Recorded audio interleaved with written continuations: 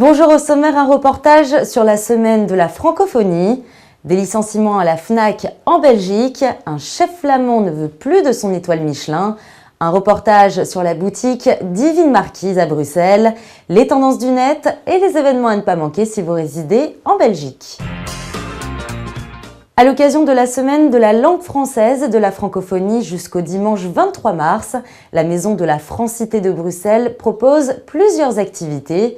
Notre correspondante Laurie Gilbert s'est entretenue avec la chargée de projet Amélie Charcosset qui nous présente les animations de la semaine. La semaine de la langue française et de la francophonie, c'est le rendez-vous régulier des amoureux des mots en France comme à l'étranger. Du 14 au 23 mars, dans tous les pays francophones et même ailleurs, on fête la langue française. Donc c'est une semaine qui est organisée dans le monde entier pour mettre le français en valeur. Et donc il y a 10 mots chaque année qui sont choisis par les différents partenaires francophones, donc la France, la Belgique, la Suisse et l'Organisation internationale de la francophonie. Et donc c'est un moment pour célébrer la langue française. Voilà. Et chaque année, les mots ont un thème. Et cette année, il s'appelle 10 mois, 10 mots à la folie. Et donc c'est des mots qui sont des inventions sémantiques ou lexicales. Un reportage à retrouver dans son intégralité dans la rubrique Quoi de neuf de votre Web TV.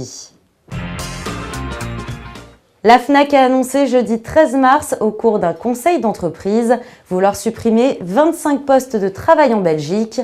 8 personnes sont concernées dans la capitale, 6 à Liège, 9 à Gand et 2 à Anvers.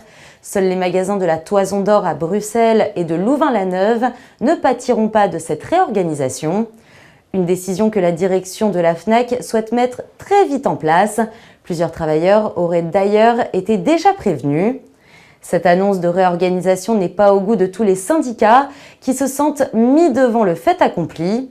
La secrétaire permanente de la CNE, la Centrale nationale des employés, Jacqueline Steven, exige une réunion d'urgence avec la direction pour discuter de ces licenciements. Il est vrai que la Fnac connaît une période difficile depuis quelques années à cause de la baisse de ses ventes de livres et de CD. Le groupe avait cependant annoncé le 27 février dernier une hausse de 0,6% de ses ventes globales au 4e trimestre 2013. La première en 3 ans pour un bénéfice de 15 millions d'euros. La Belgique possède 9 magasins Fnac et compte quelques 600 travailleurs. Tous les chefs rêvent un jour d'être crédités d'une ou de plusieurs étoiles dans le guide Michelin et de recevoir une bonne note dans le guide Goemio. Pratiquement tous, le chef flamand Frederik Doeg, chef du restaurant Thuis van Liede dans le village flamand de Van Gem Liede, lui ne veut plus de toutes ces distinctions. L'homme qui a décroché un 15 sur 20 dans le Goemio 2014 et compte une étoile au guide Michelin depuis 8 ans, a demandé à ne plus figurer dans leur prochaine édition afin de rester libre dans sa cuisine.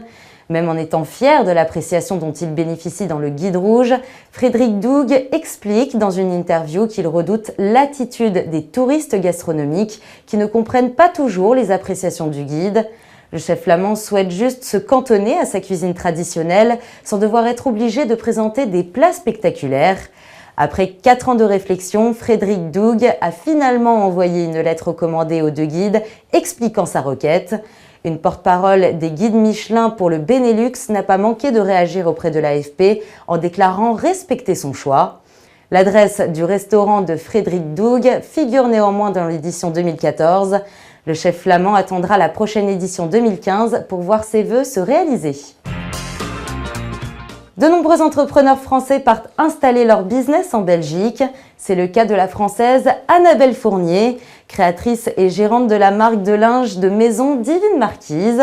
Notre correspondante sur place, Laurie Gilbert, est allée à sa rencontre.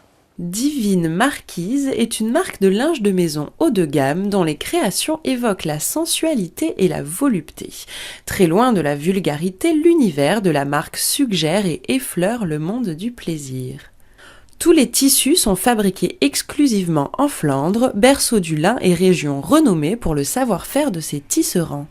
Valoriser ce patrimoine flamand, c'était le désir d'Annabelle Fournier, française installée en Belgique et créatrice de la marque. Nous, en créant cette collection, ces collections sur la sensualité, on cherchait vraiment un fabricant haut de gamme qui puisse faire des petites quantités pour pouvoir faire du sur-mesure. Un reportage à retrouver dans son intégralité dans la rubrique Quoi de neuf? Les tendances du net, en France on continue à se demander où pourrait bien être le vol MH370 de Malaysia Airlines, disparu le 8 mars dernier avec 239 passagers à son bord, dont 4 Français. Derniers nouveaux éléments en date, d'après les enquêteurs américains, le plan de vol aurait été modifié via le logiciel de gestion de vol utilisé par les pilotes. Cette tragique disparition est considérée comme un des plus grands mystères de l'histoire de l'aéronautique moderne. En Belgique, le TW Classic fait parler de lui. Les organisateurs de l'événement ont annoncé via Twitter samedi 15 mars que les 60 000 tickets pour ce festival ont tous été vendus en seulement 1 heure. Un succès que les organisateurs doivent en partie aux Rolling Stones qui sont en tête d'affiche. Et les événements à ne pas manquer si vous résidez en Belgique. À l'affiche au cinéma, le documentaire français « Comment j'ai détesté les maths » d'Olivier Péon. Le réalisateur français nous montre comment les mathématiques ont bouleversé notre monde à travers le témoignage de grands mathématiciens, dont Cédric Villani. Retrouvez les horaires dans les cinémas près de chez vous sur cinebelle.be. Au Théâtre Royal des Galeries à Bruxelles jusqu'au 6 avril, vous irez voir la pièce 8 femmes du français Robert Thomas. 8 femmes se préparent à fêter Noël dans une maison isolée, mais une découverte macabre bouleverse ce jour de fête. Le maître de maison est retrouvé mort, un couteau planté dans le dos. Cette pièce a été portée 2 fois à l'écran, en 1960 sous le titre « La nuit des suspects » par Victor Merenda et en 2002 sous le titre original par François Ozon. Plus d'informations à l'adresse qui s'affiche en bas de votre écran. Au Heysel, au Palais 12 à Bruxelles, le 15 avril prochain, l'artiste français Francis Cabrel est de retour dans la capitale belge. Le chanteur y jouera quelques-uns de ses tubes indémodables, ainsi que son 13e album uniquement composé de reprises de chansons de Bob Dylan, Vise le ciel. Billetterie et renseignements sur palais12.com. À la semaine prochaine.